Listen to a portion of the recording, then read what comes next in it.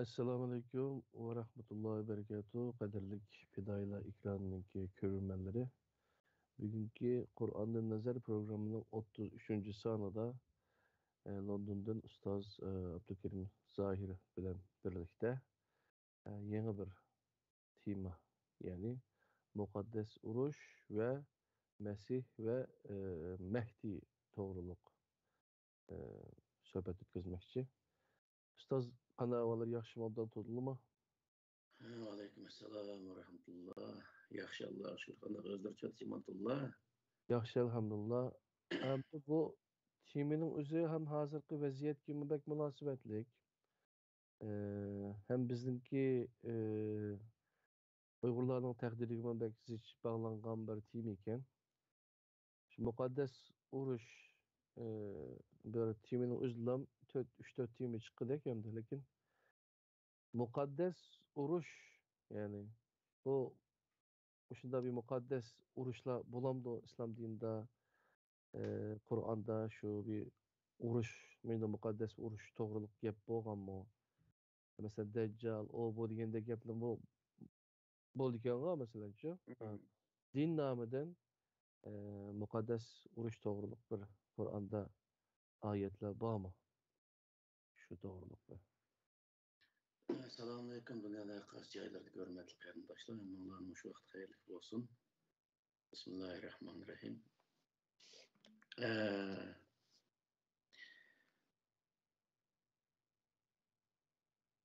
Mukaddes uruş. Mukaddes uruşta doğruluk. Yani Kur'an-ı Kerim'in mezmunu asaslangan vaxtida mukaddes uruş degan bir narsa mavjud emas. Ve lekin urushni ikki turga bo'lib ko'rsatdi Qur'oni Karim. Birisi, yani buni jihad deydi arabcha, bizda kurash, urush yoki. Bunun birisi farz ayni, ikkinchisi farz kifoya deb qaraldi shu Qur'ondagi oyatning mazmuni asosan. Buni o'tgan qatim darsdami bir qatim so'zlab o'tgan bo'ldik.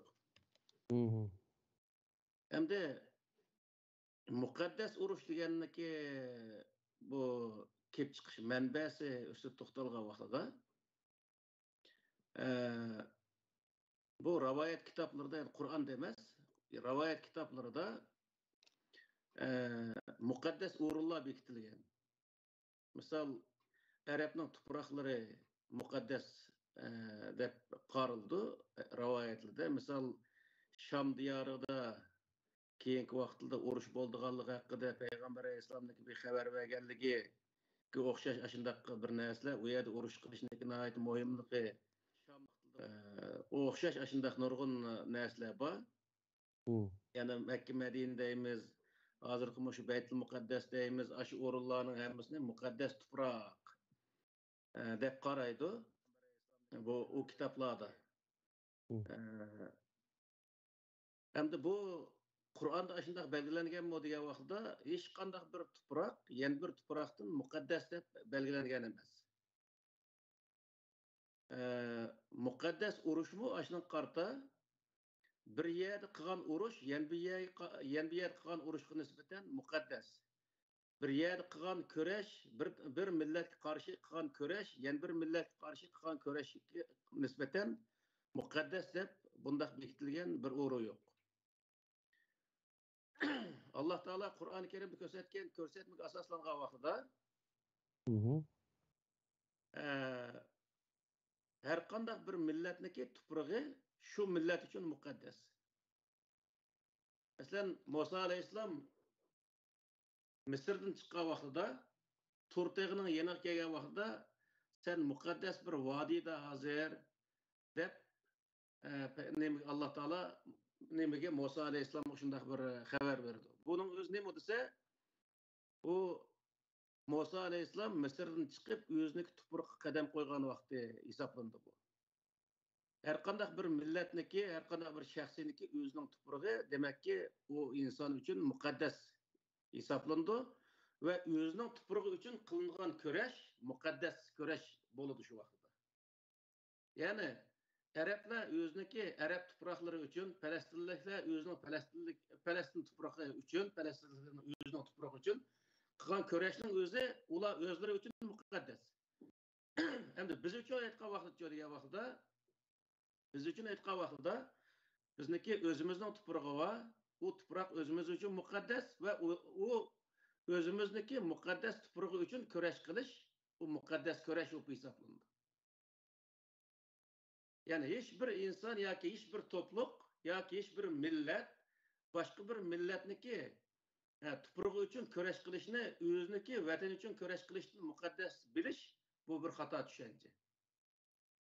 Bu Qur'oni Karimdagi farz ayn, farz kifoya degan bu mavzuga asoslangan vaqtda bu o'zi intayin bir xato bir narsa bo'lib hisoblanadi. Chunki o'zining vatanda, o'zining ko'z oldida bo'layotgan bir jinoyatga, bir irqiy qirg'inchilikqa, insoniyatga qarshi bir jinoyatga qarshi kurash qilish bu odam uchun muqaddas bo'lishi kerak.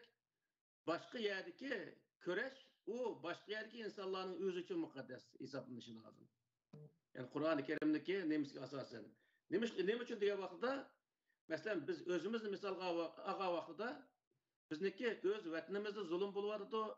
Xitoy o'zi u vatanni besib oldi, u besib olgan Xitoyga qarshi kurash qilish bizning vazifamiz farz ayn, ya'ni bunday aytgan vaqtda bu farz aynning o'zini biz ijro qilish bir muqaddas, ya'ni Alloh taoloning muqaddas bir o'zi belgilamasini, muqaddas bir buyrug'ini o'zini ijro qilganlik bo'ladi, o'zimizniki muqaddas tuprog'ida ya'ni.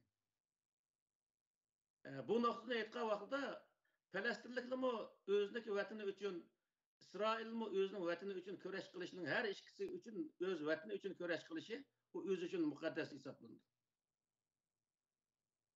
Yani ulardaki işi zaten o bizniki bir işimiz emas. Biz faqatla u yerda o'tgan deganga o'xshash nahaq o'ltirilayotgan insonlarniki o'ltirilishiniki xato ekanligini bunu deymiz, bunu e'tirof qilamiz. Buningga biz o'zi bu to'g'ri deb qaramaymiz buningga. Ve lekin u yerdagi ishniki bizniki o'zimizniki ashunga o'xshash bir farz ayni gardimiz turayotgan bugungi kunda u yerga boshqa turish ve u yerga hissdoshlik qilish o'zimizga qo'yib qo'yib bu bir xato bir tushuncha yani. Bu nimada hozirgi Arabning dinida, yani Arabning dini deganimiz aşı rivoyat dinlari, aşı fiqh degan aşı dinlarning o'zida Arabning tuprog'ini muqaddas ko'rsatgan misol. Yani rivoyatlarda nurg'unlagan rivoyatlar var. Aşı tuproq uchun o'lsa inson nəhayət o'zi sharaf bilan o'ldiganlik ashunday haqida nurg'unlagan rivoyatlar var. Bu nima desa, bu din yani Arabniki bu dini yani klassik dinlar Qur'ondan boshqa. Qur'on unday emas. Qur'ondan boshqa shu hozirgi insonlar e'tiqod qilib kelayotgan shu dinning o'zi, ya'ni rivoyatga asoslangan din, Arabning tuprog'ini, Arabning meva-chevarlarini, Arabning suvlarini, Arabning hayvonlarini, Arabning o'zini va Arabning til madaniyatlarini tortib hammasini muqaddas qilish orqali boshqa musulmonlarning o'zini u dinga, u o'zi Arabga, Arab madaniyatiga, Arabning tuprog'iga hissdoshlik bildirish va shu yer uchun kurash qilishga o'xshash shunday narsalarning o'zini o'tirib qo'ygan. Ya'ni shunday o'tirib chiqargan narsa shu rivoyat dinlar shunday narsani o'tirib chiqaradi.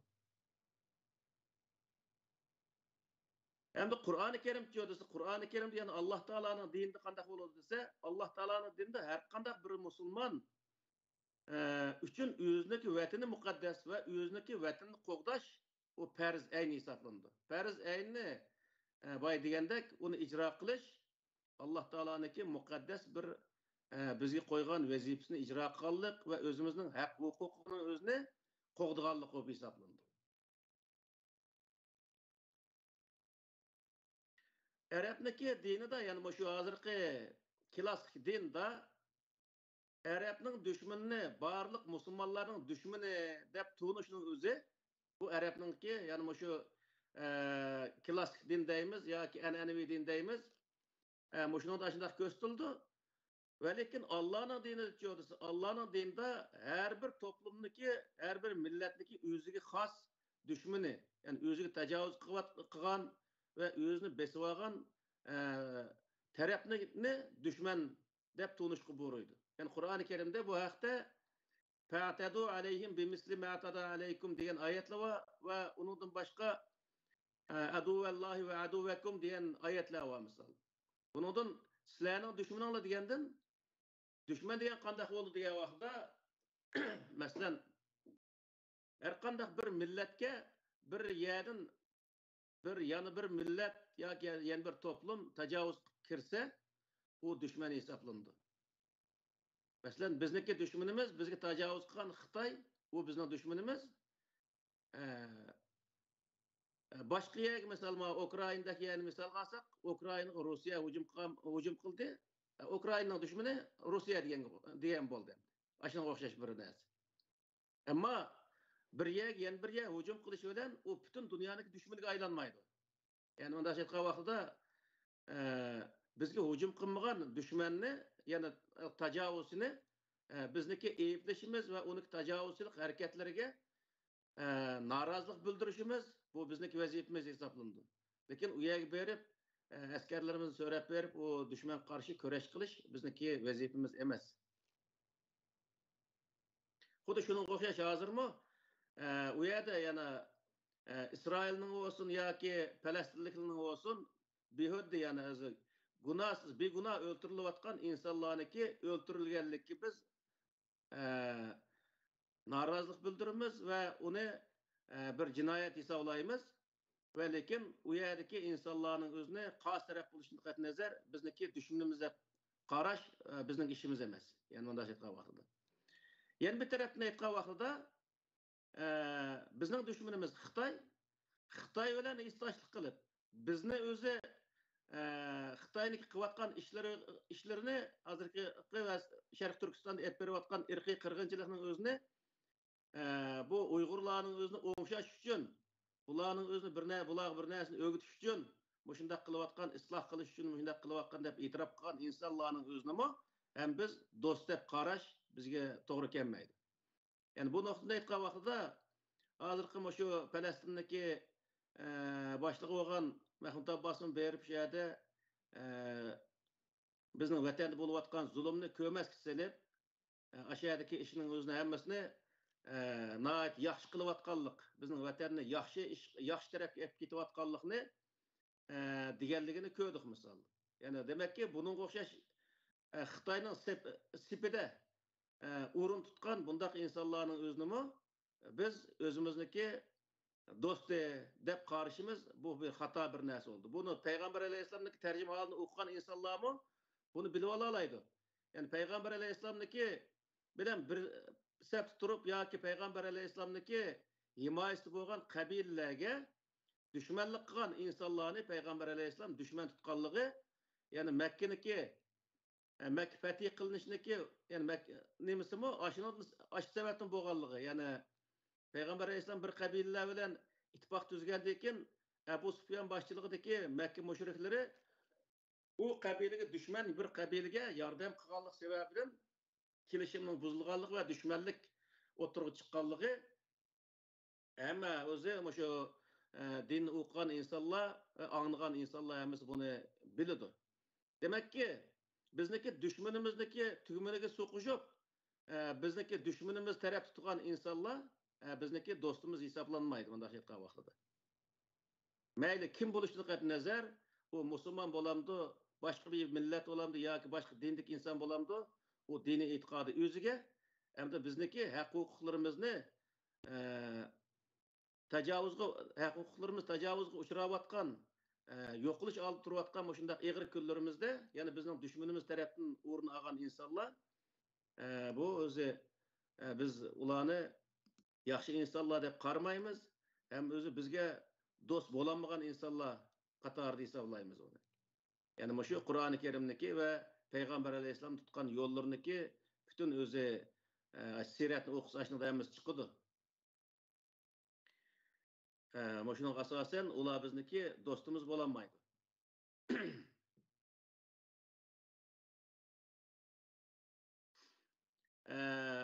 bay degengidek Arapniki düşmanları bütün Müslümanlarniki düşmanı olmaslık gerek. Yani hazır imamları, mezilleri, siyasetçileri hemmesi dinni bazağı serip, bayatın bir videonu gördüm. Bir imam okşaydı bir adamın öz sözler vardı. Aşu Arap'ın tuprukka, Araplarga yardım kılmaslıkın özü bir hıyanet, bir Allah'ın aldı, cinayet olduğu hakkında şunda sözler vardı. Onu aldı da ola biliş gerek. Aldı da ondan başka insanlar zulüm çekip atkan insanlar boğan, mesela biz bunu göz yumup başka yerdeki mesela Rohingya'daki Müslümanlık okşayan nurgun Müslümanlar zulüm çekip atsa düşmandaki tügümünü sokujup şu yerde düşman tarafı tutan bu Araplar hem de hazır özüne beşiğe gelgen çağda bu dinni oturuğa çıkarıp din arkalık insanların özü yardımga çakırış bu özündeki burun kıkan işleri öyle tamamen zıt bir işler.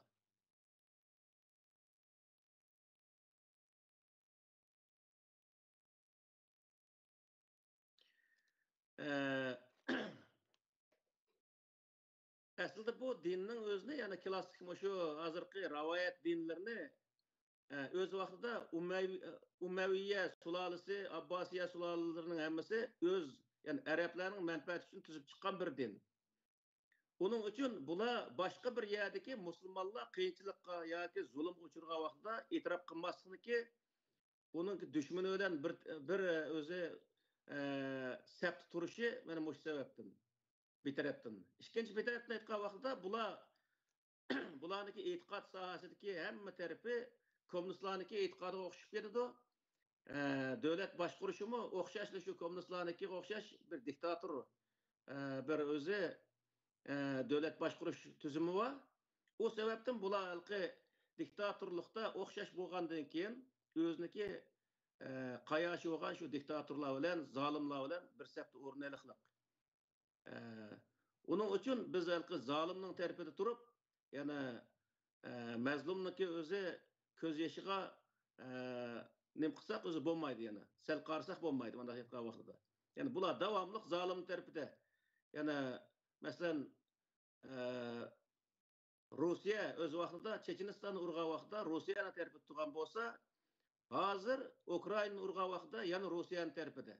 Mesela Azerbaycan bilan Ermeniston urushgan vaqtida Ermeniston tarafida bular. Mesela Xitay bizni mushunda qirib atgan vaqtning o'zida Xitay tarafida. Yani qayerda zalim bo'lsa, aşağıda turuqliq bular. Onun için bular öz kallası silkiydigan bir zaman keldi. Zalim, mazlum buluş, başkalarınki zulmünün aslında qilishninki qanchalik eg'ir ish ekanligini bular hozir ko'ryapti dendi. Demek ki bu nayeti bir eg'ir bir ish, bu bir jinoyat, bir jinoyatni e'tirof qilmaslik, u bir jinoyat bunday aytgan vaqtida. Şunun için bu yerde özündeki vatnik kelgen çağda u yerde kılındıgan uruşunun özüne mukaddes gösteriş. Başka yerdeki insanlar ölü vassa onu hiç kandak pervayı pelek aletli yürüş bu bir cinayet yani bir tarafına etkiğe vaxtıda. Şunun için bu yerdeki nesi neyme diye vaxtıda Kur'an-ı Kerim'deki hüküm boyunca biz hakikat tarafı duruş yani adalet tarafı duruş bizim vazifemiz. Adalet tarafı tuğa kandak olur diye vaxtıda bir yolda öldürülüp atkan insanlarga köz yumuş, adil, bir hakiki insan bolgan adamniki sıfatiga to'g'ri kelmaydi. Qandaq inson bo'lishni qat'iy nazar, qaysi dinga e'tiqod qilgan insonni qat'iy nazar, qaysi millat bo'lishni qat'iy nazar, nohaq bir odamning o'ldirilishi jinoyat. Bu musulmon bo'lsa, musulmon o'ldirilsa, u o'z nohaq o'ldirilgan bo'lib, bir kafir nohaq o'ldirilsa, obdan bo'pti deydigan mundaq ko'z qarashi bo'lsa bo'lmaydi. Arab o'ldirilsa, u yerda voy bo'lmabdi deb, o Yahudinin özü nahaq öldürülse, o vaqtda yaxşı oldu deyilgan bundaq olsa, bu adalet bo'lmaydi o vaqtda. Demek ki kim nahaq öldürülgen bo'lsa, onun özüne bu nahaq ketdi, bu hata, bu nahaq öldürüş diş, bu bir insanlık vazifesi her bir adamdaki.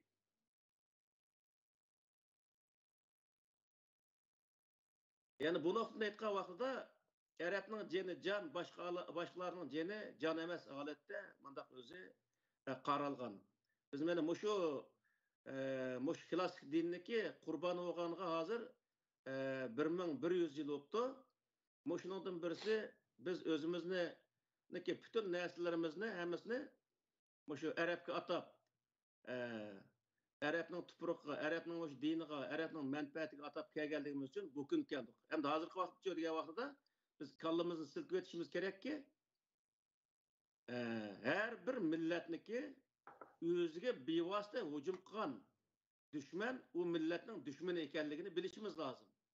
Bu nuqtadan aytgan vaqtda bizning dushmanimiz hozir faqat Xitoy ekanligini va boshqalarning dushmani bilan bizniki aralashmasligimiz, faqat haq taraf turishimiz, ularning qilayotgan nohaq ishlarining o'zini biz eyblashimiz lozim. Ammo biz o'zimizniki ishidan chiqib, boshqalarning ishiga hümüdep onun o'zi vaqtdan menish bizga to'g'ri kelmaydi.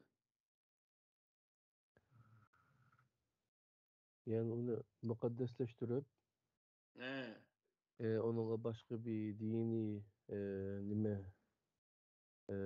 ters kılıp onu kiygüzüp İslam dini arkalık başkalarını nime kılış yani fidai esker yendekçi adalet ekiliş to'g'ri emasda. To'g'ri emas. Hozir mana shu arablarniki imomlari, meshitning imomlari, xotiblari so'zlab o'tadi. Men bu ko'ryapman shuni. Aşılar dinni o'ttirib qo'yish orqali bu yer bo'layotgan urushni muqaddas bir urush holatida so'zlab, nodon xalqning o'zini aldab, u yerga musulmonlar eqinining o'zini paydo qilmoqchi maqsad. Bu o'ziniki ishiga butun musulmonlarni chetib, undan keyin bu yerda ishni cho'ngaytib Teximbek undaq bir holatda nima qilmoqchi. Uning o'zini bizniki odamlar yaxshi o'ylash kerak. Hech bir zaman o'zimizniki vatandagi ishdan, ya'ni o'zimiznikini o'zimiz qutqizishdan iborat bu ishdan muqaddas o'zimiz uchun aytgan vaqtida bundaq bir ish boshqa yerda yo'q. Boshqa bir insonlarniki shuni yoki olmaydi boshqa bir insonlar yonvesib, ularni qutqizish uchun harakat qilish bizga bizniki hozirgi zulm chekayotgan vaqtimizda hargizim to'g'ri kelmaydi. Hamda hozirgi davlatlarga qarashimiz kerak. Nurg'un o'zi kuchli davlatlar bor. Shular berib, askarlarni olib, mana o'zi Falastinga yordam qilamiz deb qilayotgan odamlar yo'q. Demak ki nima degan vaqtda bu yerda har davlat o'zini qo'g'dash, o'zini taraqqiy qildirish va boshqa yerdagi nohaq bo'layotgan ishlarning o'zini "Men nohaq bo'ldi, mana to'g'ri bo'lmadi" deb deyish vazifasi borligini his qilamiz musulmonlardan boshqa. Musulmonlar faqat bizning vatanda bo'layotgan nohaqchilikning o'zini e'tirof qilmoqlik. Shuning uchun biz o'rta sharqdagi, ya'ni Falastin bilan o'z Isroilning orasida bo'layotgan ishlarni kallamizga kirdirib olib, o'zimizning vatanda bo'layotgan ishlarga sal qarash, uning o'zini qarib qo'yib, uning o'zi ko'ngil bo'lib ketish bu bizga yarashmaydi, ham bizning ishimiz emas. Allah razı olsun. Ondan keyin bu to'g'riliq deydiganlar tugidi mi? Muqaddas. Muqaddas urush to'g'riliq agar bu islom dini asosan dinlar hech qaysi bir urushni targ'ib qilmaydi. İslam dinimi o'zininki ismi islom, tinchlik shundaqku. Bu biz chiqib boshqalar doim urushib bundaq urushqoq bo'lishni, boshqalarni mustamlik qilishni hargiz demaydi. Mayli Fethname bilan bo'lsin, mayli boshqa nim bilan bo'lsin. Hatta Darul İslam, yani Darul Harb deydigan mandan ayıradigan nimalarım bağlı değil mi? Bor.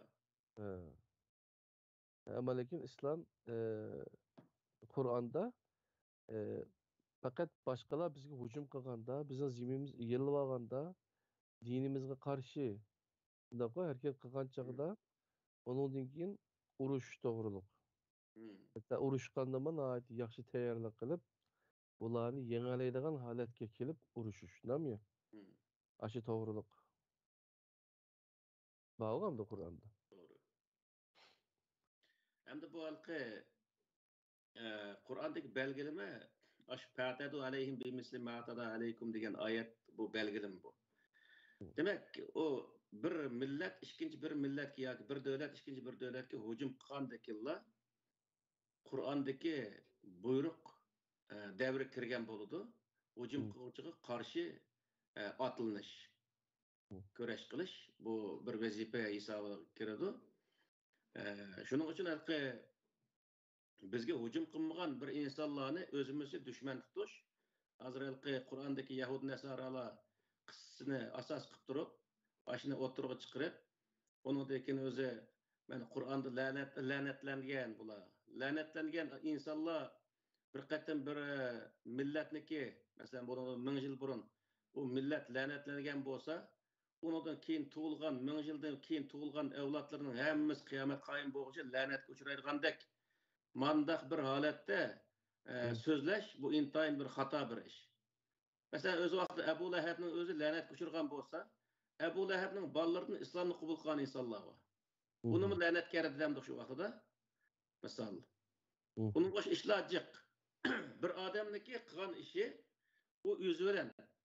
Ammo uniki bolalari yoki uniki keyingi nasllari to'g'ri ishni qilgan bo'lsa, Alloh taolo sizniki ota bovularing bunda xato yo'lda mangan, sizniki sen har qancha bu to'g'ri ishni qilgan bo'lsangmi, sen shu la'natning ichida deb qaramaydi.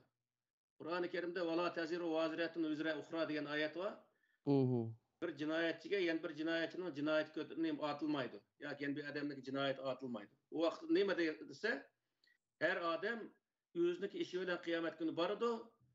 Hech bir zaman bir o'z la'nat qilingan bir insonniki bolasi qiyomat qoyimgacha o'zi avloddan avlodgacha la'natkor bo'lmaydi.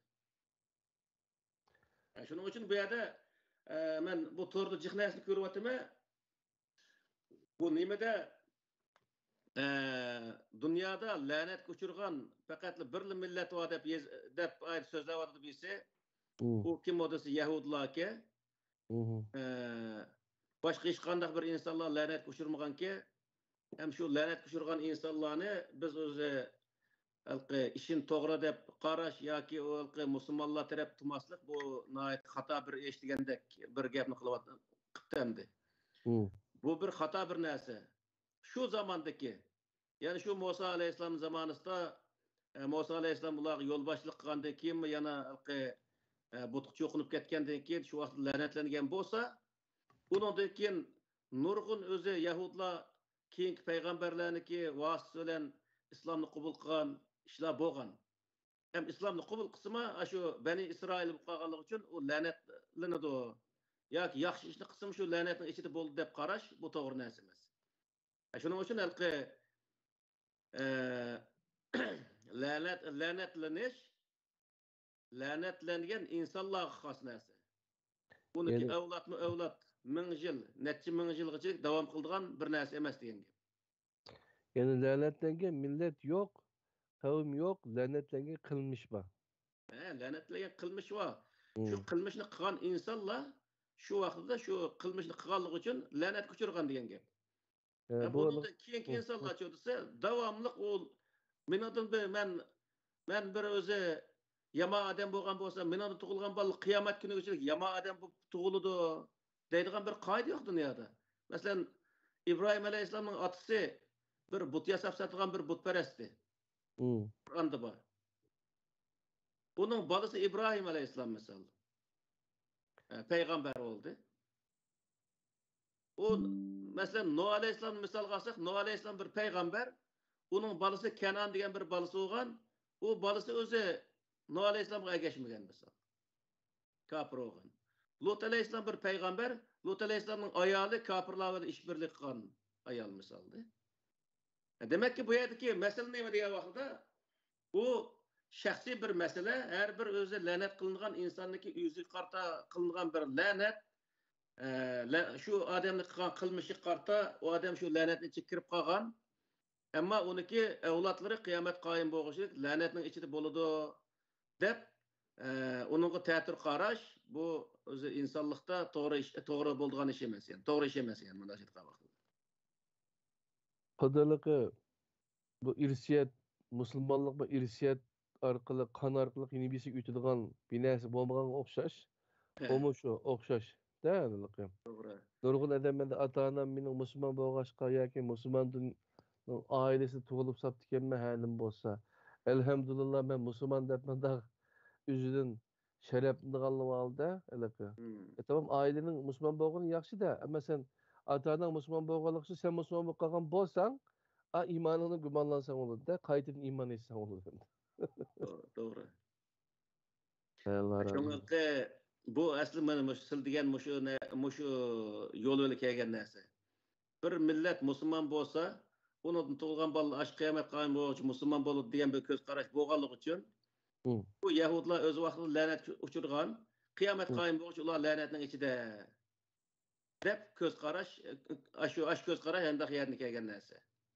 Bolmasa ularning içinde her qanday milletiniň içinde ba, naýat özü eski adamlar ba, naýat ýaxşy insanlar ba, misal o bir milletni umumyüzlük eski yoki yaxshi deb qarash o butunlay xato. Onun içinde eskiler oldu, yaxshilar oldu, her xil o'zi insonlar bo'ldi. Onun uchun millat sifatida, toplum sifatida uni la'natgarlik qilib, unda yomon ko'zda qarash bu bir o'zi yaxshi emas yani. Tamam. Bugün yine bir kardeşimiz sorap kaldı bu topta. Şu İsa Aleyhisselam zaten neye güçlüğünde bir depegen bolsaňlar dep sorapdy. Neçe wagt ýaňkysy bunu kadar dersimiz bu İsa Aleyhisselam'ın düşmediğinlik doğruluk dersler boldy. Hem WhatsApp gruplarında hem taze kamlama karşılarına sözde batla. Ayda turuluk yine şu soğanı sorapdy ki bir kardeşimiz. Aşı golcudaki Xitay pazarına düşüdük dep çakçak dep koydamamdı. Bu zaten neye geçiyordu hem de. Çünkü İsa Aleyhisselam düşemdi. Düşüp kalsın neye geçiyordu. Başında bir Kur'an'da şu doğruluk bir malumat var mı? Hem de bu halkı Hristiyanlığın kitabına qarsak, hem de İncil, Tevratlı ba, aş kitablık qarsa o Hristiyanlık bizniki jutuq düşüdü, bizning mahallik o dep turdu ki. Lekin bu Kur'an-ı Kerim'de diyorsa, Kur'an-ı Kerim'de İsa Aleyhisselam'ın düşüşü, Mehdi'nin çıkışı hakkında hiç qandaq bir malumat yok. Malumat, qandaq malumat ba hem de şu vaqtda İsa Aleyhisselam toğruluk degan vaqtda bu yerde bu Sure Ali İmran'daki 55. ayetinde İz qalallahu ya İsa inni muteveffi ve rafi'uke ileyye ve mutahhiruke minellezine keferu ve cailul tebe'uke fevqellezine keferu ila yevmil kıyame diye muş ayetini nim kılıp delil kılıdı bula. Bu yerde ya İsa ibn Meryem'e ya İsa inni muteveffike ve rafi'uke ileyye diyen ayetten İsa Aleyhisselam asmağa çıketken de düşünüdü. Bu asli naiti hata bir düşünce. Çünkü her qanday bir insan ölgenden keyin o insanın ruhi Allah'ın dergahına ketilganlığını bildirdi bu yerde. Her qanday bir insanın ruhi Allah'ın dergahına ketilganlığını bunun özü ve rafi'uke ileyye degenden o İsa Aleyhisselam'ın tirik halette Allah Teala asmağa açketken dep qarashniki hata ekenligini bildirdi. Yani özü başka bir ayetinin özde kullu nefsin zaiqatul mevt degan bir ayet var. Her kandak can egisi ölümle tehdit eder deydi Allah Teala. Şu katarda bu hüküm ayet. Bu hüküm ayetin İsa Aleyhisselam olsun, Musa Aleyhisselam olsun, her kandak bir peygamber olsun ya adetki insanlar olsun ya ki başka canlıklar olsun.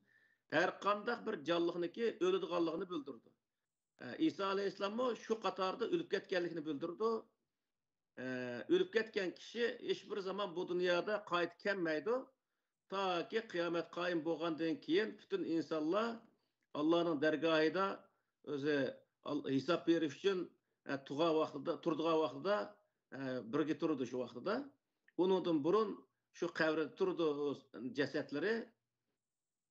Shuning uchun o'zi Iso alayhissalom tushmaydi, o o'lib ketdi. Faqat o qiyomat kunisi boshqa insonlarga o'xshashla qiyomat kunisi Allohning dargohida qayta tiriladigan zaman kelgan vaqtda tirildi. Endi o Iso alayhissalomni tirik holatda ketgan degan bu ko'z qarash nereden kelgan degan vaqtidami bu shu xristianlarniki e'tiqodidan kelgan. Xristianlarniki e'tiqodidan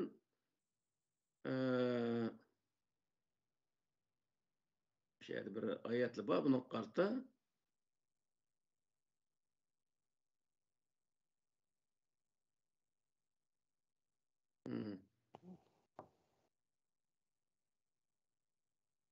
Şu neymiş Hristiyanlığındaki İsa Aleyhisselam ölüp ketken, onundaki kayıt tirildi. Tirilgendeki Allah Teala onu çıkıp gitti asmanga. O kıyamet yakınlaşkanca düşürdü diye hikayesi var.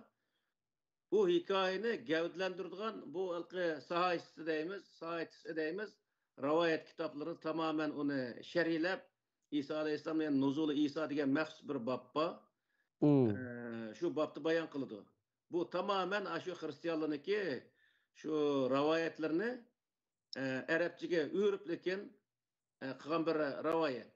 Ama onun hiç kandak ilmi asası yok, hem Kur'an-ı Kerim'de hiç kandak delil yok. Bu yerde o sure Maid'deki 116. ayette ve iz Allahu ya İsa ibn Meryem'e ente kulte linnâsi ittehizûni ve ummiye ilâheyni min dunillah diyen muş ayetin özü mü hazırki Hristiyanlar İsa Allah'ın oğlu deydi misal. Allah'ın oğlu diyeninin özünü karta Allah Teala kıyamet gün deydiğanlık nemi deydiğanlık hakkında bu ayetin devadı demdi. Sen özü meni ve benim anamni Allah'ın tövündeki işki ilah dep özü dağla, muşundak itiraf kılanla dep, muşundak digenmeden sen dep kıyamet günüsü deydiğanlığı İsa Aleyhisselam'a. Şu vakitte İsa Aleyhisselam Subhaneke ma yekunu li en ekule ma leyse li bihak in kuntu kultuhu fakat elimtehu ta'lem ma fi nefsi ve la alem ma fi nefsik diyen muş ayetin özü mü? İsa Aleyhisselam Subhanallah, men undaq näsini diş bana toğru kelmeydi. Men onu digen bolsam, sen onu bilirse, men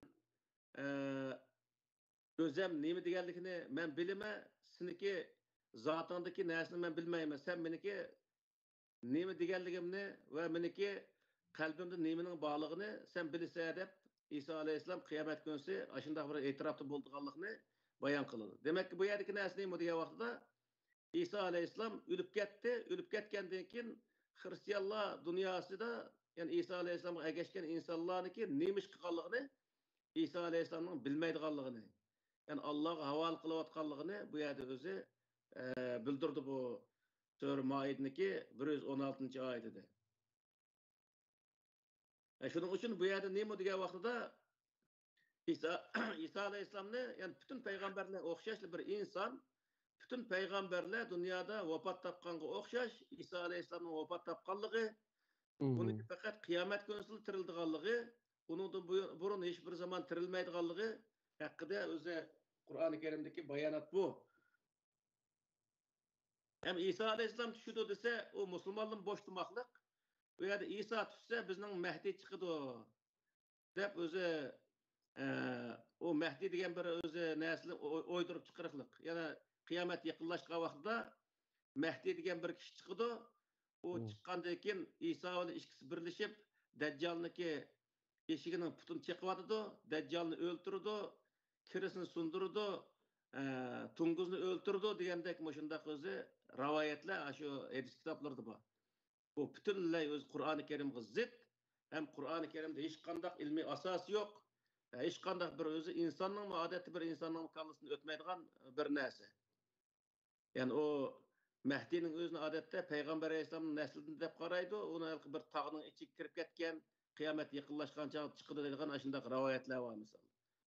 Bir adam tağının içi kirip ketip 1000 yıl, 2000 yıl uyap turup qaytadan çıkıdığan bundaq bir iş yok qalsa, o vaqtda özü bu Kur'an-ı Kerim'de hüküm tamamen özü işki yaramıgan boludu. Demek ki bu yerde Kur'an-ı Kerim'de hüküm bu jetqa vaqtida kullu nefsin zaiqatul mevt diyen sör Enkebut'un 57. ayet iken Hı. her kandak can egisi ölüm tetiydi degendeken demek peygamber olsun ya adetki insan olsun hemisi bir can bu bär bir öldü ölgendeken bu dünyada qaytırılmaydı. Bu Kur'an'daki hüküm. Yani tarihten bu yani Kur'an-ı Kerim'deki mesela Adem Aleyhisselam'ın tartip özü bayanları var. Adem Aleyhisselam'ın ta hazırlıklık bir insanın bu dünya tirilip menge ölmeydiğen bu kagalık doğruluk iş kandak bir nemi yok. Bir özü vakalik bayan kılınmagan yani. Şunun için bu İsa Aleyhisselam neye düşü demez? İsa Aleyhisselam düşmeydi. Çünkü İsa Aleyhisselam vefat oldu. Düşmeydi. O vefat olan adam bir yere düşmeydi. Mandaşetka vaxtıda. Sılama Urdan dep Xitay vazara düşüp Xitay vazara düşmeydi. Kaşqaniki dönke örülürgüm düşmeydi. Mandaşetka vaxtıda.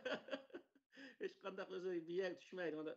Muhakkak deydiken, şu otur şerifte bir yere düşüp deydiken demek hem adam bizim tarafımızga bizi yakırak bir yere düşse bizni kutqazsa deydi.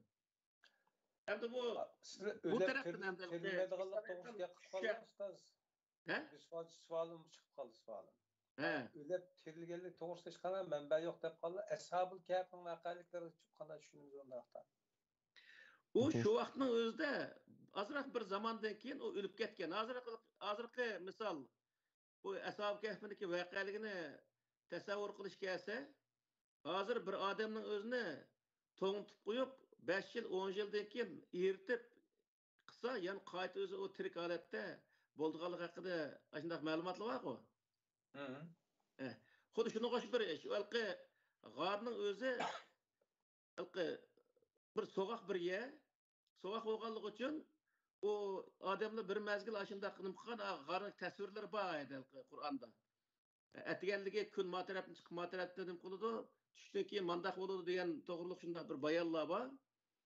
Keyin shunday o'zi o'g'anganlik haqida 309 yil uxlaganlik haqida. Lekin 309 yil olsun, qancha yil olsun insonlarniki shunday bo'lganligi bu bir Alloh taolo insonga ko'rsatgan keyingi taraqqiyotda hozirgi zamonda bo'ladi misol aytmoqchilar.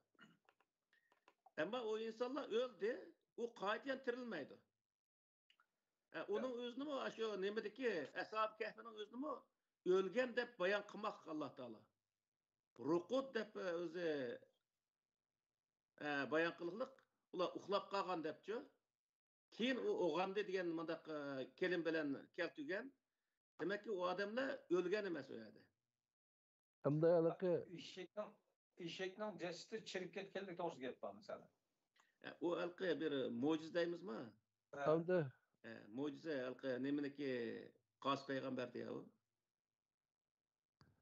o alaqı nimaga asli o Ashab-ul Kehf'deki o sürününki maqsadi alaqı necha yil uxlaganligi yoki o mesele emas asli şu.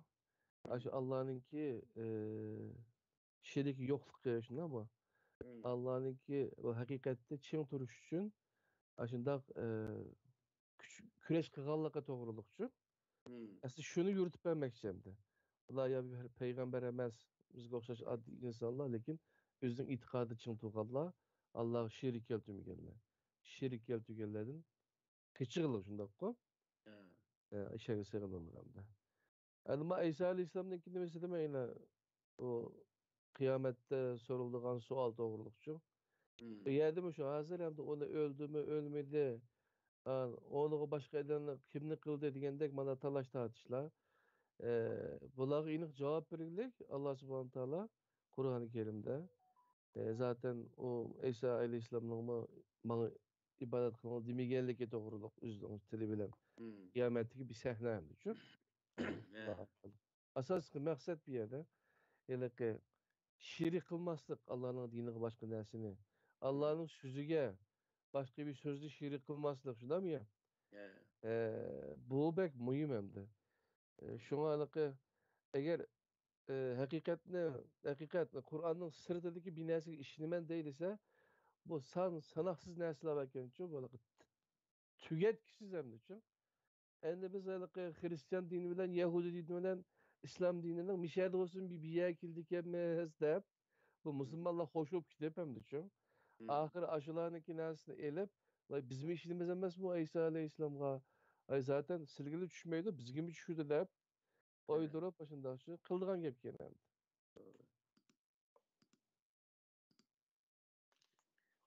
Şu, bu Kur'an-ı Kerim'de bayan kılıngan bazı işler bir mucize karakterlik bir narsa bayan kılıngan bolsa, ama asasen ölgen insandaki bu dünya tirilmeydiganlığı. İsa Aleyhisselam kelgen çağda muteveffike dep ibare keltugende.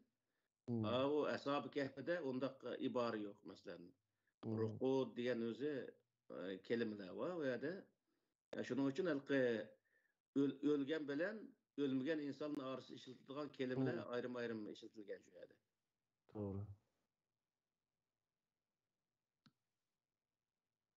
Başka suallar var mı? Hani Mehdi'nin o kemeydim de. İsa Aleyhisselam çümügendeki Mehdi'yi kemezsem de. Mehdi yok. Hem de o Bu kichik bolaninki ölüp ketken kichik bolaning terilip guvohlik bergan vaqadiki. Ondan Musa alayhissalomning qissadagi kiyimida yeyish uchun ilib olgan baliqning terilib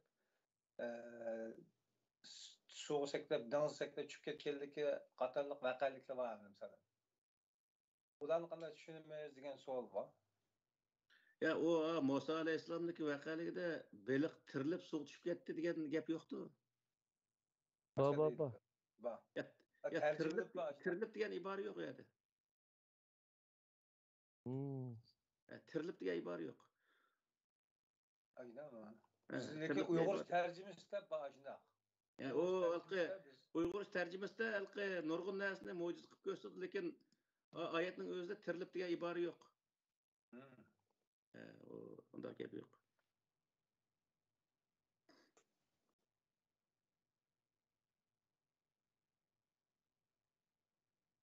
Tamam.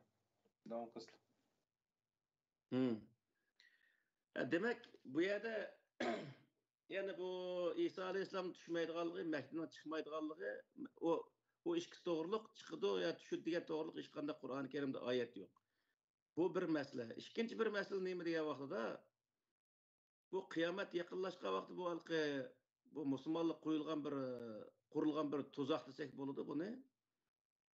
Müslümanlarınki ümit yol tuzup kalgan. Misalda Müslümanlar mıyında galbi kılanmagan, mıyında özü vaqtning özüde İsa Aleyhisselam düşüp Mehdi vel bir bulup onundaki Müslümanlı tarafı turup kapırlarını mağlup kılamış hem de. Ama şunda bir hikaye var değil mi mesela? Aşı nemelerde.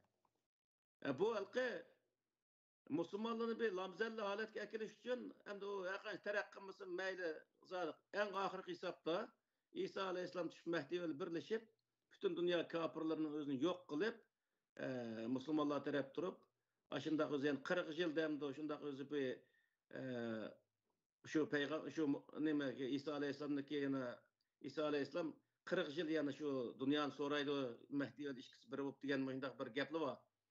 Bu bütünlüğü yalgan bir neyse o tokulma ravayetle undaq işlemi olmaydı adette. Müslümanlar undaq neysini ümit kütüşünün bütünlüğü özü bir toğru neyse meskelligini. Fakat ümitini özünü kütüp öz tirişişi lazımlığını gösterdi bu yerdeki ayetler. Yani o işkisinin düşmeydiganlığı, düşürganlığı hakkında hiç qandaq ayetinin yokluğu neme dese o Müslümanlar o işkisinden hiçbir zaman ümit kütüşke toğru kelmeydi diyen gap. Yani hata bu neyse diyen gap. Aslında Mehdi bu şu bulabma nimede Yahudilar tola zulüm boşurap gidip zadi bizden bir kutkuzacımız gidip kâsi ult edip ayda saklavatkan İsa Aleyhisselam Musa Aleyhisselam kâse ulan itiraf kılmay İsa Aleyhisselam kâse onu mu itiraf kılmay bir Mehdi kiletti bizge depçim aşılarının nimesinden çıkan minası kelimdi uçum. Onu biz edip bizim Mehdi kilitti. Mehdi'nin askeri olma yani. Hazır bir Türk bir adam. Ne mazarcı deydi, benim mazarcı diyen bir adam ki eti. Esen Mazarcha. Hasan Mazarcha. Aşı adamın özü mene Mesih dep oturup çıkıptı.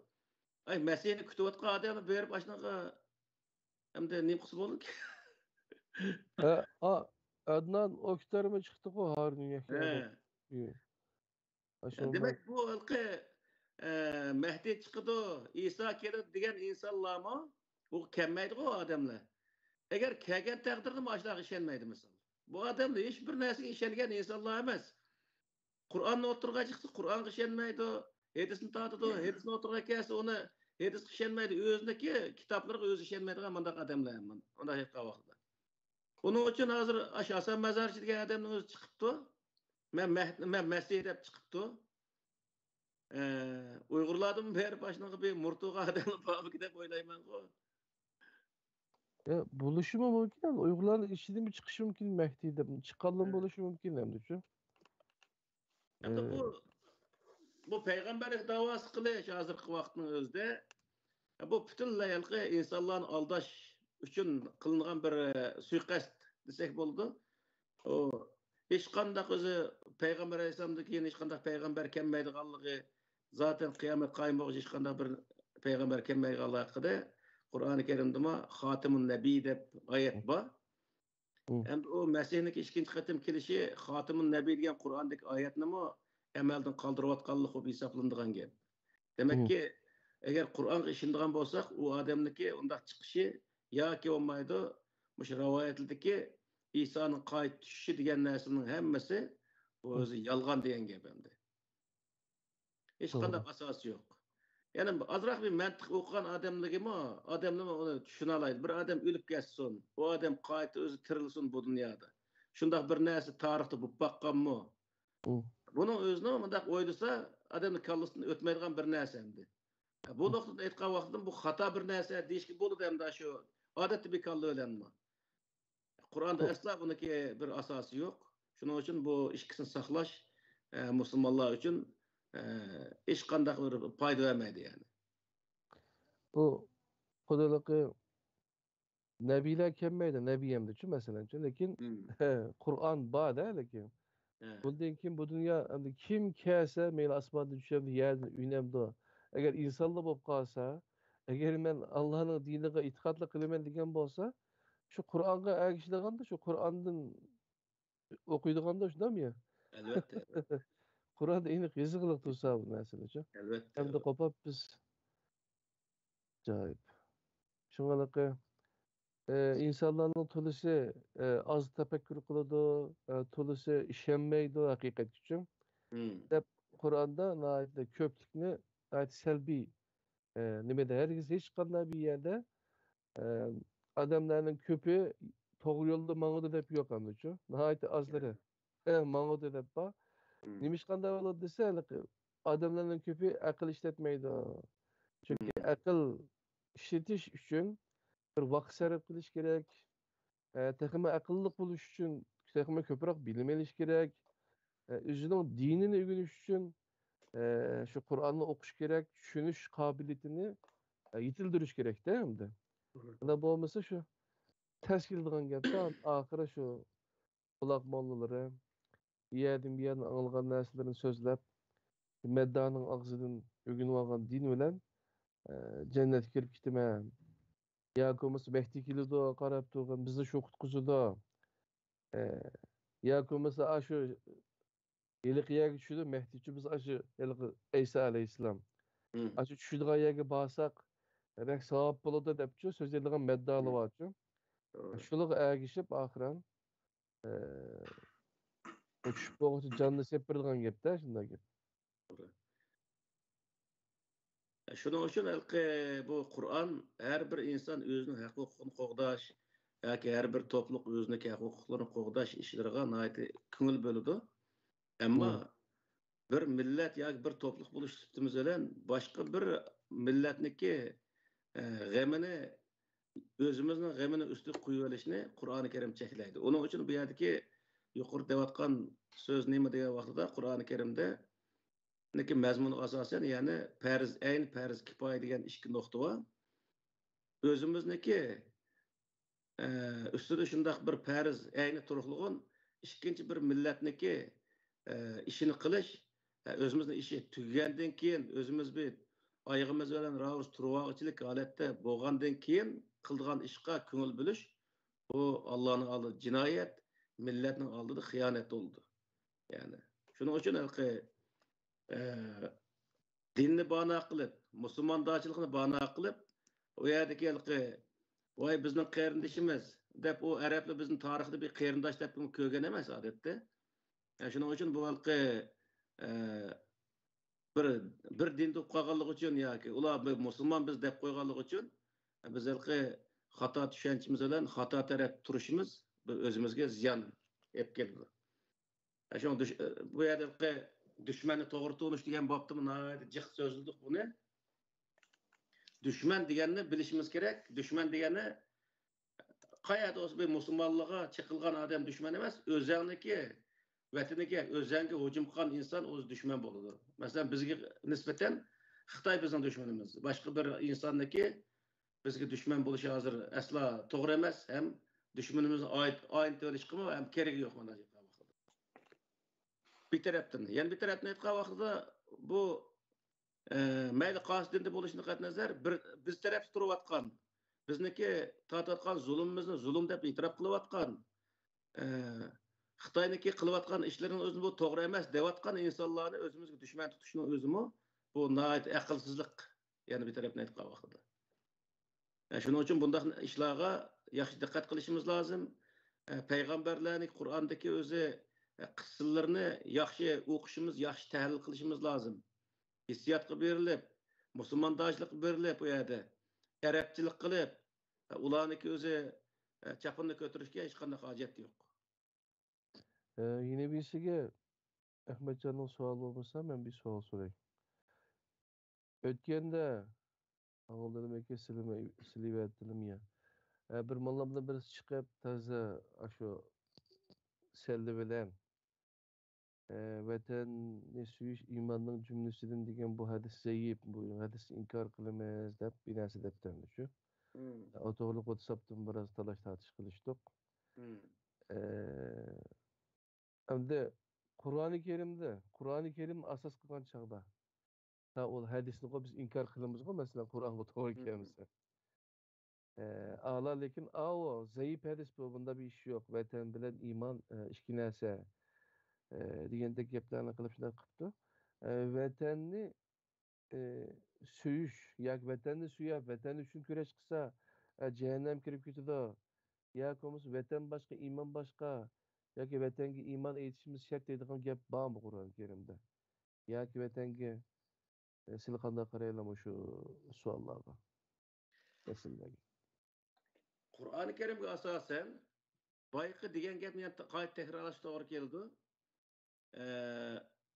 Bu yerda Alloh taolo Qur'oni Karimda asosan huquq sohasida jiq to'xtalgan. Hattoki bir odamning g'aybatini qilsa-mu, u g'aybat qilingan insonniki haqqi tajovuzga uchirgan bo'ladi deb qaraydi Qur'oni Karim. Endi bu vatan deganni insonniki eng chong haqqi u. Ota-onasidan meros qolgan haqqi. Mana aytgan vaqtda tarixdan tortib meros qolgan bir haqqi. Yani bir insan yoki bir millatniki barlığı, mevcutluğu aşı vatan bilan isbotlandı. Vatani bor millatniki hamma narsasi bo'ldi. Tarix bo'ldi, madaniyati, urf-odat, hamma narsa, til, yoziq, hamma narsasi bo'ldi misol.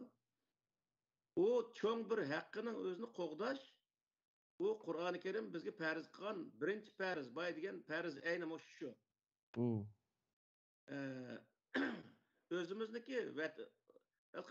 Özümüzdeki hakkını eliş için kurash qilish, vatanni suyish qatoriga kiradi. Agar biz vatanni so'ymasak, haqqimizni haqqa o'tkazmaganlik bo'lgan gap. Yani Qur'oni Karimda deydi-ku, aslındaki ota-onanglar, urug' tuqqanlaring, bolalaring topgan mollaringlar Allohning yo'lida kurash qilishdan yaxshi bo'lsa, Allohniki amri kelishini kutinglar degan bir oyat bor-ku. Bu nimani bildirdi desa, ota-onamiz, urug' tuqqanlarimiz, ya'ni barlig'imiz vatanda bo'ladi.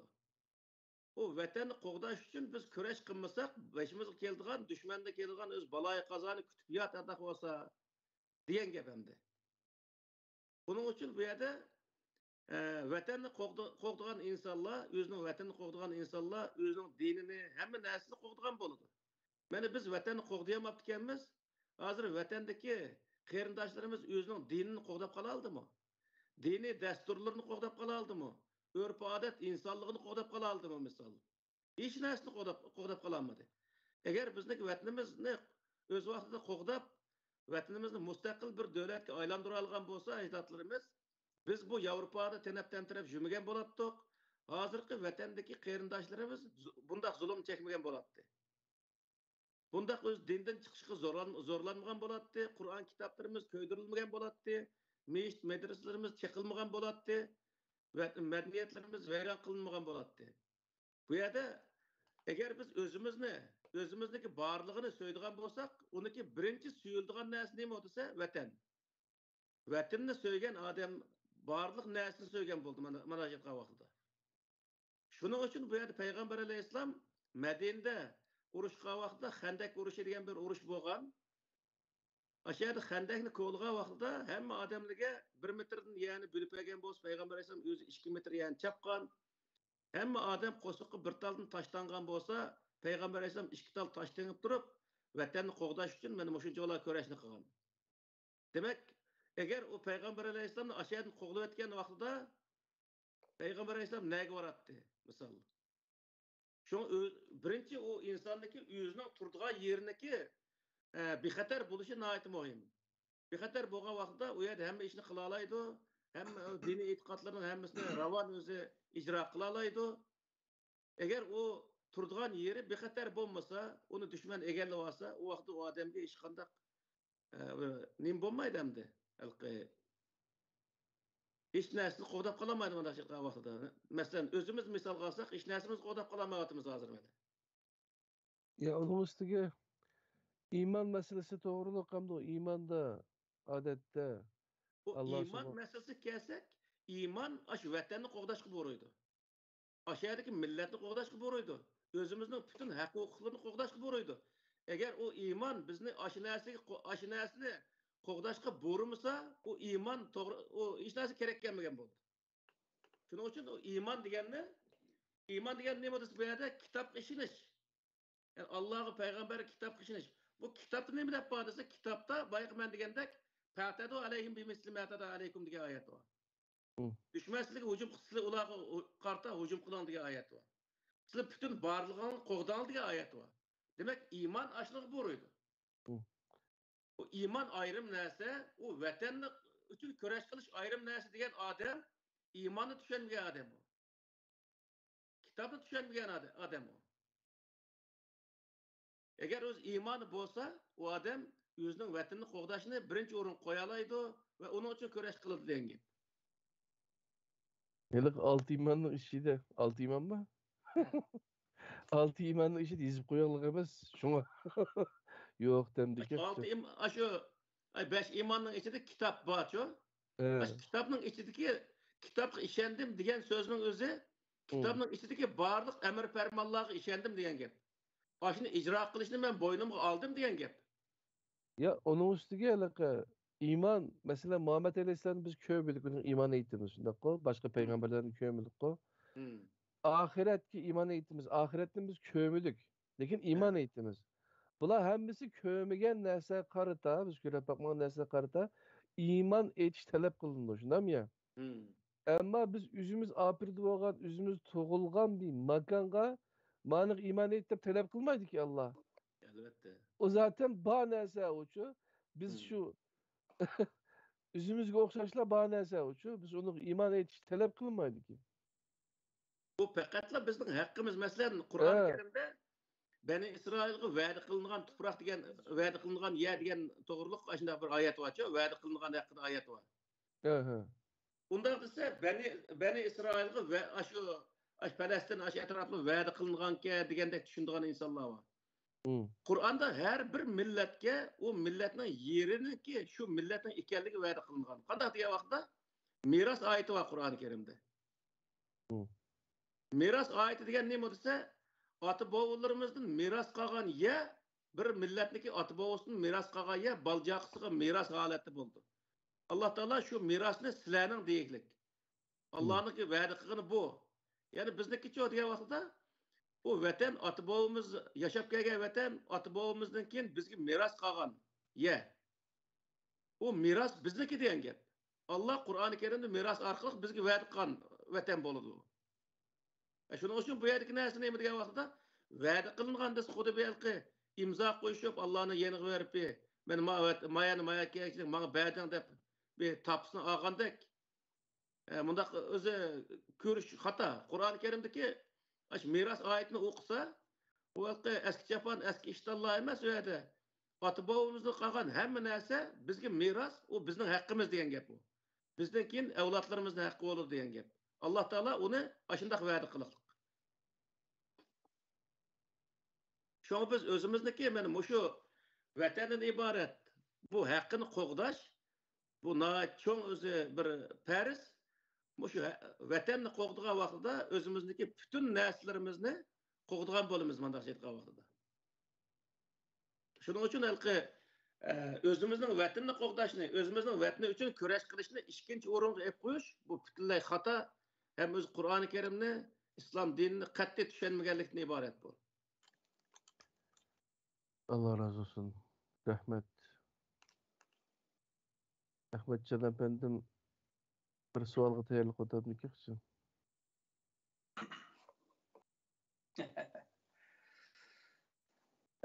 Suallar hali tushayotgandek qiladi bu qalamni olma.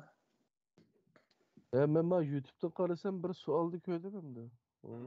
Tamam, men ko'rganlarimni deb bakay. Evet, tamam.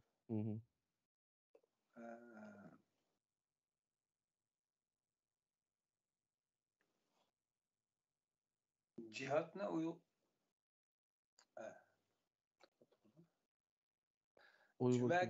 Cuma kuni masjidni portretib cihat qildik desa o'lganlarning shahid bo'ldi deb qo'yaverdi ekan. Bu qanday cihat? Bu qanday shahid deb bir savol chiqdi. O qaltisi bir gap bo'ldi-da bu. Endi shu biz uzun deb bersa men mushundaq o'zi bir jihatni bo'lamdi deb kelgan jihatlar shu. Masalan, Afg'onistonda bo'lsa-ma, o tarafdan azon chiqayotgan, ma tarafdan azon chiqayotgan. İkki namozni o'qiyotgan, ikki tarafni o'qitib birisini o'tirayotgan. Uning uchun biz buning o'zini jihat deb qaramaymiz deyishimizdagi sabablari shu. Endi o mishda turgan insonlar qo'lda qurol yo'q. Begunoh insonlar. Biz bayatni dedik. Mayli musulmon bo'lsin, mayli g'ayrimuslim bo'lsin, agar begunoh inson o'ltirilgan bo'lsa, u bir jinoyat. Mayli meshitda o'ltirilsin, mayli odatdagi bir yerda o'ltirilsin, kim bo'lishini qat'iy nazar, begunoh insonlarning o'ltirilishi jinoyat. Biz uni hech bir zaman bu to'g'ri ish deb qaramaymiz, misol. Okay.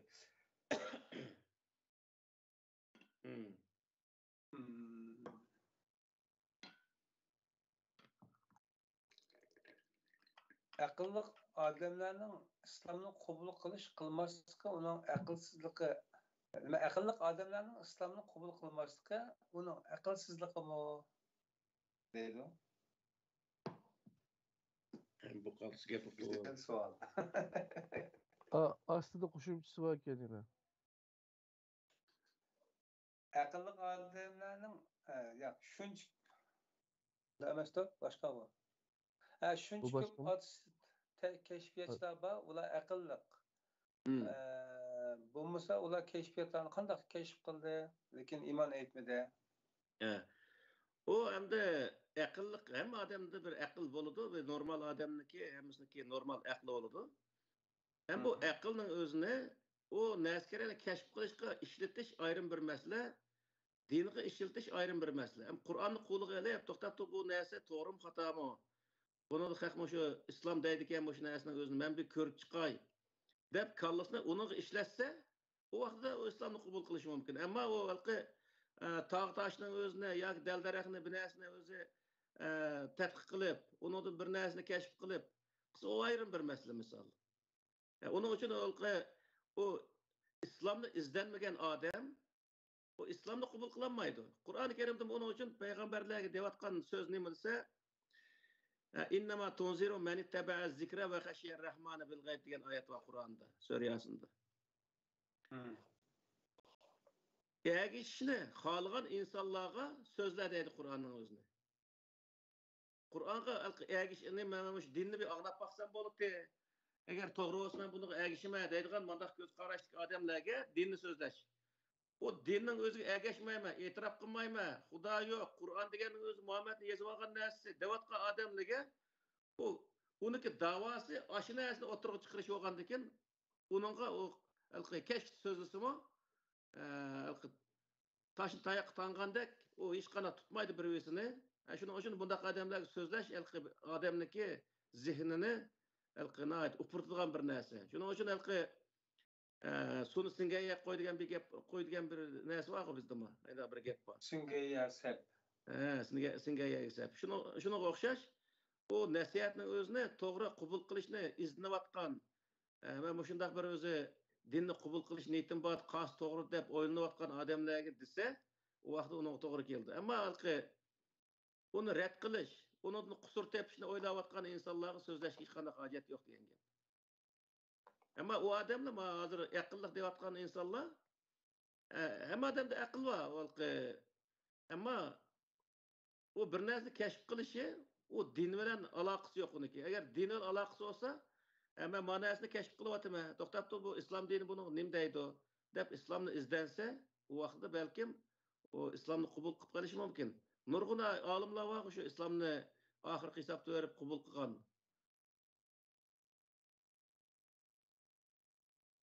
Hollandadan bir parlament a'zosi qabul qilganligi haqida xabar topdik-ku. İslamni bunda ko'rib, Qur'onning o'zini boshdan oxir ko'rib, qayta o'qib chiqsa, u vaqtda u Qur'onniki bir to'g'ri bir kitob ekanligini his qila oladi, islomni qabul qila oladi. Nurg'un odamlar hozir bizni oramizda bo'layotgan ishlardimi, o'sha Qur'ondan qusur tepishning o'zini birinchi o'rin qo'yib olgan. Bundaq odamlar o islomni qabul qilish emas, dindan qusur izlayotgan odamlar. O odamni qabul qilmaydi, undaq odamlar bilan gap talashishga hojat yo'q mana yerda vaqtida. İnsanlar faqat anglashni xohlaydiganlar qismini anglaydi ekanda, har qanday taqdir bo'lsa, shu anglash xohlaydigan, o'zi istagan so'zni anglaydi ekan insonning aqli, zehni. Bu bugungi temada mana shu temalarimizdan birisi de şu yardım tema qilish meselesi var. Kichkimizdan taraf başlap bir g'oyibdan bir kuch kelib bizni qutqizib qo'ydigandek ajdar rivoyatlarga oldin yoki shuning bir kuchini ko'rib keldikda.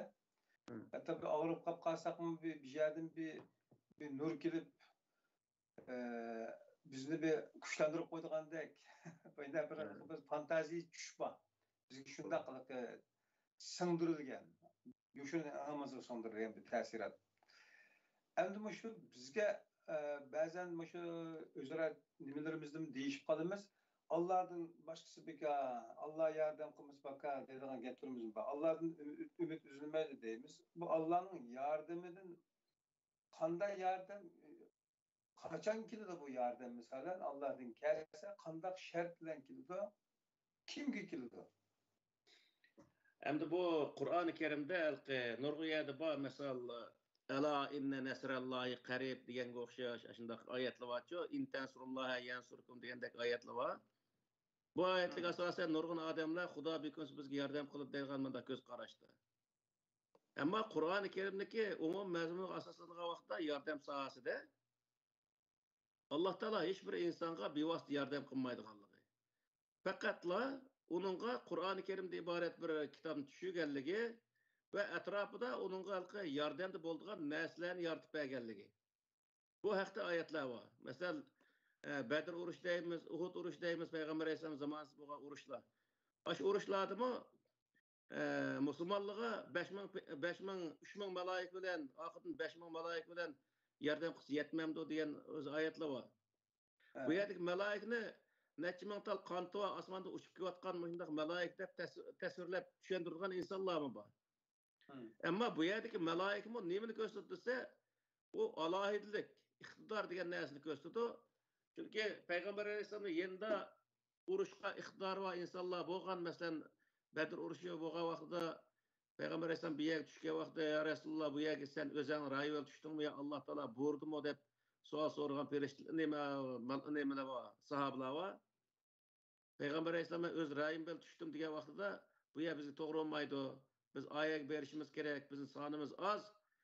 Shuning uchun mana u oyat Tusaqa tog'ining qaptilda orqamizdan tog' bizni qo'rshab turdi. U yerdan kelolmaydi dushman, shu oldimiz tarafdan kelgan dushmanga qarshi tursak bo'ladi degandek shunday bir fikrni berish orqali Badr urushini yengdi misol. Shu vaqtda ala inna nasrallohi qarib degan oyatniki mazmun nima keldi degan vaqtda qaribdan birinchi atrofingdagi sana yaqin insonlar degan bo'ldi. Yaqin insonlarniki fikr tafakkuri orqali urushni qancha g'alaba qilib oladi. Bunun o'zini maslahatlashish. Shunga Qur'onda va shavirhum fil amr degan oyatlar var. Atrofidagi insonlar bilan, yani shuni ahli bo'lgan insonlar bilan maslahatlashish orqali ishni qilish. Ikkinchisi o'zining atrofidagi, yana insondan boshqa hozirgi nima deydi urushda bizga unda qulaylik nima bo'ladi-ku? Bizga bir qism yerli var, nəhayət qulaysız, bir qism yerli bo'ladi. İnsanlığa az adam bo'lsa-mu düşmanni mag'lub qilib bo'ldigan mandaq o'zini qo'g'dashga qulaylik yerli bo'ldi misol. Strategiyalik demdik buni. Ana ashundaq yerlining o'zini Alloh taolo payg'ambar alayhisalom esiga solgandan keyin ayda o tog'niki qaptiliq berib turishimi mana shu üç tarafning o'zini tog' qo'rshab turadi deydi mana shu nimada. Oldi tarafdan dushman keladi, shu vaqtda oldi tarafdan kelgan dushmanni ayndaq mag'lub qilgan degan shu payg'ambar alayhisalom tarjimonlaridan bor bu narsa. Shuning uchun nima degan vaqtda payg'ambar alayhisalomga malaik tushdi degan vaqtda payg'ambar alayhisalom bo'ldi. Bu 1000 kofirga 3000 yoki 5000 farishta tushirgan bo'lgandan keyin biz endi yostini egiz qo'yib uxlasaqmi, o malaik bitirib qo'yadigan bo'ldi. O düşmanni demasdan ayda o sahabining o'zini texinbek tartib silib, ularniki ruhiy jihatdan o'z ilhomlantirib qilishi demakki u osmondan farishta tushmay atrofida o'zi foydalanadigan sharoitlardan foydalanish va o'zining aqlidan va atrofidagi insonlarning aqlidan foydalanishni ko'rsatganligini bildirdi. Ya'ni yig'ib aytgan vaqtda yordam masalasi kelgan vaqtda yordamni faqat biz insonlardan va atrofimizdagi o'zimizga kerak bo'lgan narsalardan olganligimizni ko'rsatdi Qur'oni Karim. Hech bir zaman osmondan bir narsa tushmaydiganligi. Alloh taolo o osmondan o'zi bir narsani tushirib dushmanimizni mag'lub qilib bermaydiganligini biz bilishimiz lozim. Agar shunday bo'lgan bo'lsa, payg'ambar alayhisalomniki putlari qanab ketmagan, tishlari tushib ketmagan bo'ladi. Dushman shu yerda tashvil urib tishlarini tushirib atgan payg'ambar alayhisalomniki. Hiç bir peygamber osmonni o'ng'isi ko'pini tepsi yetib o'ltirib g'alaba qilgan bir tal payg'ambar yo'q. Hammasi jon tikib turib elishib g'albalarni qilgan. Shuning uchun bu yerdagi narsa nima degan vaqtda yordam degan vaqtda malaik degan vaqtdami uni har bir o'ringa o'ziga loyiq tushunish lozim. Malaik degan malaik kelimasiga malaikning o'zini ko'rsatsimi, yana bir tarafdan iqtidor kuch quvvat uningdagi o'zi foydali sharoitlarni hammasini o'z ichiga olgan narsa bu-chu. Shuning uchun hamma yerda farishta deb tarjima qilib qo'ygan Qur'onning o'zini shu xato tarjimalar bor hamda shunaqa yerda. Shunga Alloh taolo bizga yordam qilmaydiganligini biz bilib olishimiz lozim. Men shu WhatsApp topida 2017 degan uning o'zini Xudo bizga yordam qilmaydi. Nima uchun degan vaqtda bu dunyo imtihon dunyosi. Bizni beshimizga og'ir bir kun keldi. Biz hozir ishga qarshi bir kurash qilyapmiz, qilmayapmiz. Buni sinoqni o'tyapmiz degan gap. Bu sinoqni o'tyapmiz hozir. Agar biz qilmagan bo'lsak, demakki biz mustamlakada mana shunday qirilishga loyiq inson bo'lgan bo'lamiz shu vaqtda.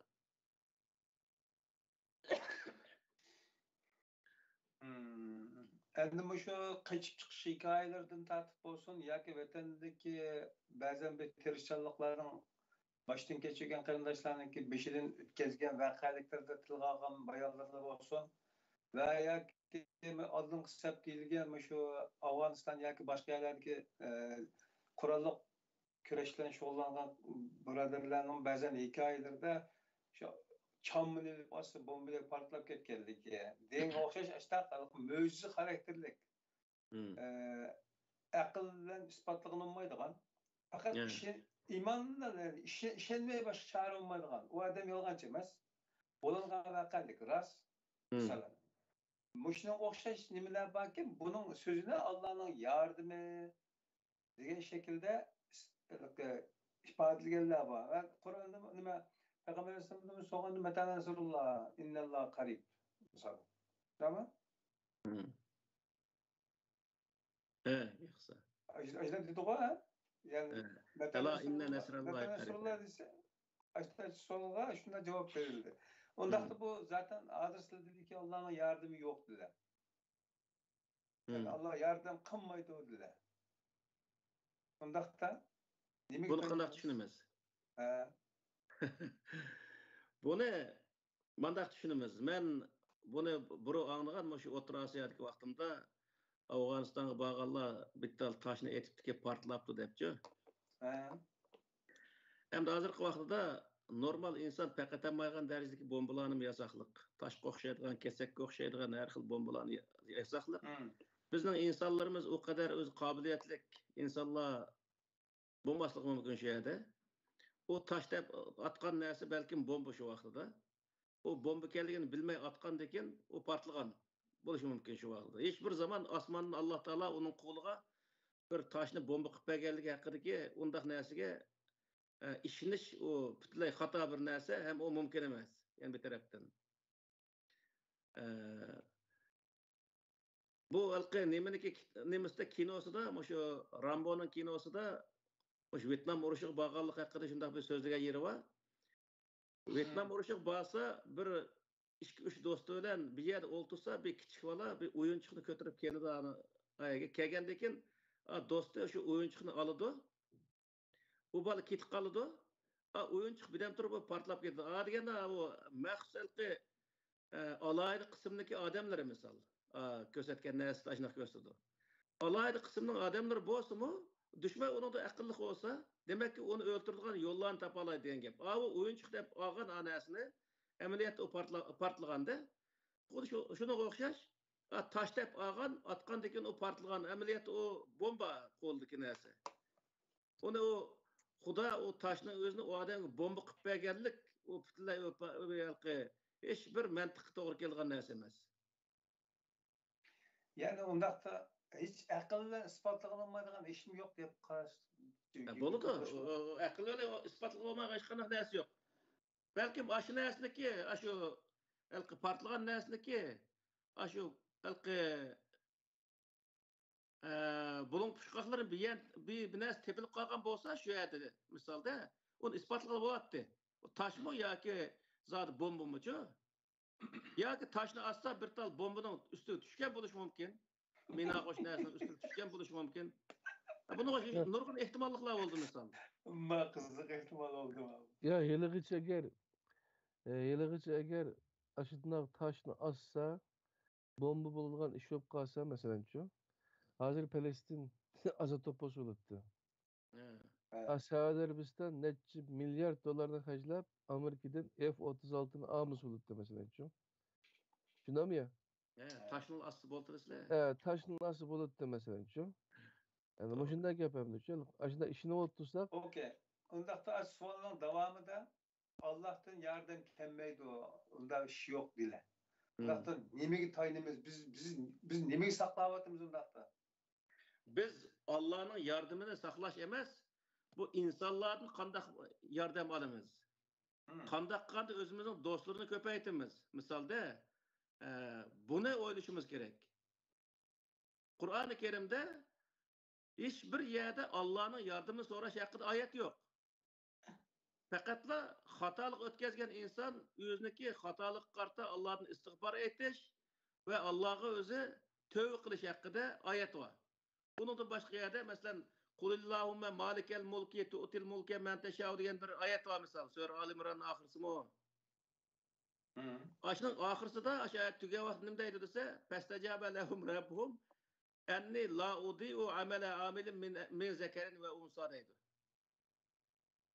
Allah Teala festecabe dese anın özüne tercim kılgan tercüman nime dep tercim kıldı dese Allah icabet kıldı dep tercim kılırlık. İcabet kıl diyen hem de aşı Xuda bizge padişahlıkını be dese o padişah kılıp koydu diyen gep Xuda. Onda emas o ergi nese. Onun Allah Teala cevap verdi. Nimde cevap verdi? Enni la udi'u amele amilin min zekerin ev unsa. Men sizlerden özü er olsun, ayal olsun, emeli iş kılganlarınki işini zaya kılmayma. İş kıl diyen gep o. Yağaç kulak iş kıl o yerde minada tilep oltumay diyen gep o. Rabbena atina fid dünya hasene ve fil ahireti hasene ve qina azabennar diyen ayetin ahırsı mı? Ahırsı da yana ulaik lehum mimma kesebu diyen ayet var. Dünya ve ahiretini be mana anı ve manı ve biz de dua kıldığa iş çıkkı. Allah Teala ayet cevap nimde beriklik.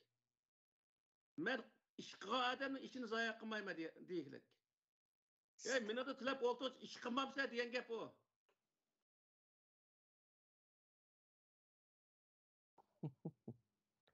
Şu Biz birinci. iki rekat namaz okuyumuz. İki rekatını ya 2 minut ya 3 minut okuyalımız. İki rekat namazını 3 minut okuyan adam 10 minut 15 minut bizni Uygurlukta 1 saat dua kılıp jığlap şu yerda hoşunu ketep kaldı. Şunda duanı kılıp geldi.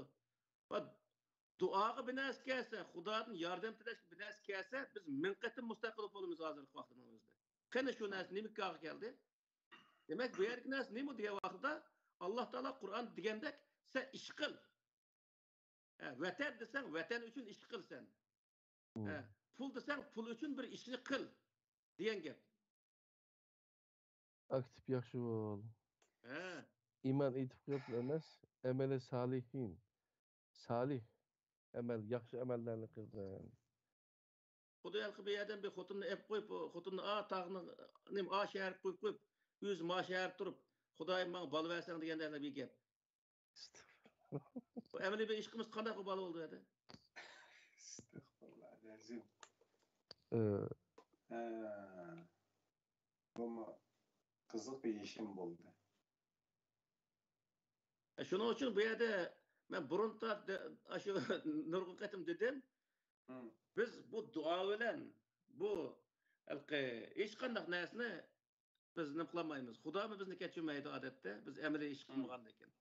Biz amali ish qilish, o'zimizning do'stlarni ko'paytirish. Hozir qo'sh masalan Falastin voqeasi bo'lgandan keyin do'glanishlik atraf o'tib, o'zimizni do'st bo'lganlarni tillab qilish bilan o'zimiz do'stni yo'qitib qo'yish bu bizga nihoyat xatarli bir ahvol. Buning uchun Uyg'urlar kallasini ishiltish kerak. Bu yerda hissiyot qilib berilib, diniy qarindishim deb o tarafga do'lanishib o'tishning hech qanday hojati yo'q. Bizga o'z qo'lini uzatgan odamlarni biz qo'lini ishlamasligimiz lozim, ulardan oldigan foydani olishimiz lozim.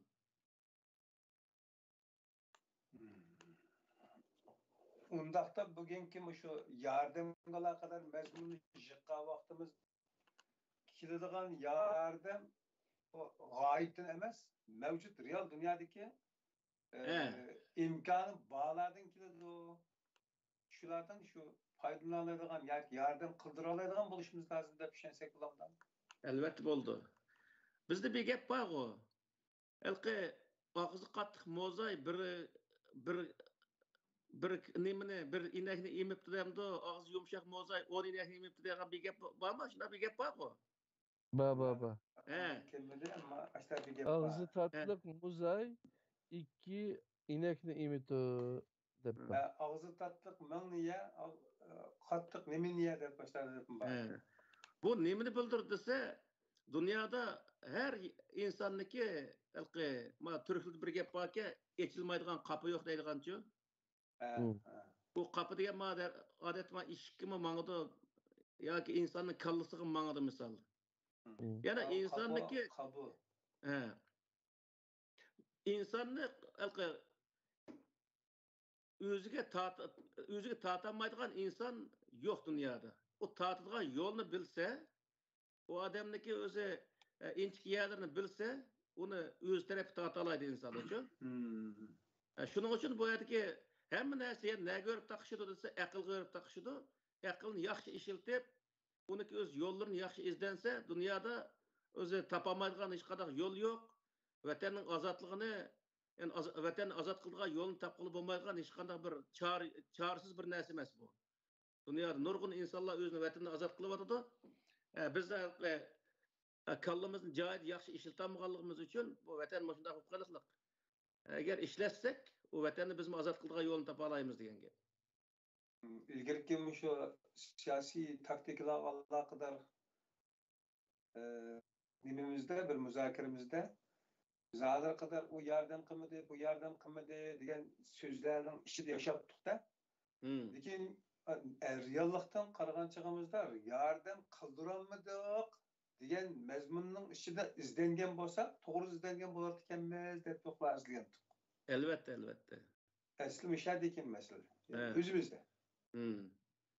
Yardım qilmadi emas, yardım qildirolmadik. To'g'ri shu. Şu eng mühimisi şu özümüzdeki Kur'an'daki Allah'ın ivetip bergen dinini Araplaşıp ketken ya Parisleşip ketken din emas, rivayet din emas, Kur'an'daki dinge ergeşimgelikte mulatkan işler şu. Mehdi'nin işi mi, Deccal'ın işi mi, kıyametinin alametleri, cekamlı şu salat tüketkisiz. Çünkü Kur'an'daki dinge kelsek, vatan mı bizden buludur inşallah küreş kısak şu. Yardımga erişeleymiz, özlere insanlar birbirine yardım kılış, toğruluk bağlamdı şu ayet bulmasın. İnsani bir mecburiyet hem şu, mezlumla yardım kılış şu. Bu Tamam. Onda da ahırda şu bugünkü temi itibariyle yani bir hulaslı versek, yani bir hıçamlapla bir sual şekilde tamgılap mağdurlar. Yani Mesih Mehdi hikayeleri neyimiz yalgan. Yani İsa Aleyhisselam tüyüldü düşürdüğü şey yok. Mehdi'nin çıkıdığı şey yok. Bunda bir yardımdan ümit kütmenler. Şuna mı? Biz evlatlarımızla deydiğimiz. İkincisi Allah'tan yardım kemmeydi. Allah Teala bütün insanlar eğer faydalanadigan narsalarni o şaraitni tapalaydigan kallini hem narsani beriklik hem onu az deb bizga yo'l ko'rsatgan kitobni beriklik. Bunda bo'lgandan keyin biz shu kitobga eslagan holatda kallamizni yaxshi ishlatsak, o'zimizga yordam qiladigan o'rinlarni ham topalaymiz. Mayli qanday kim bo'lishini qat'iy nazar, o vaqtda o'zi Alloh taoloniki shu o'zi Ala inna nasrallahi qarib degan oyatiga biz o'zi amal qila olgan va uni vujudga chiqara olgan bo'lamiz.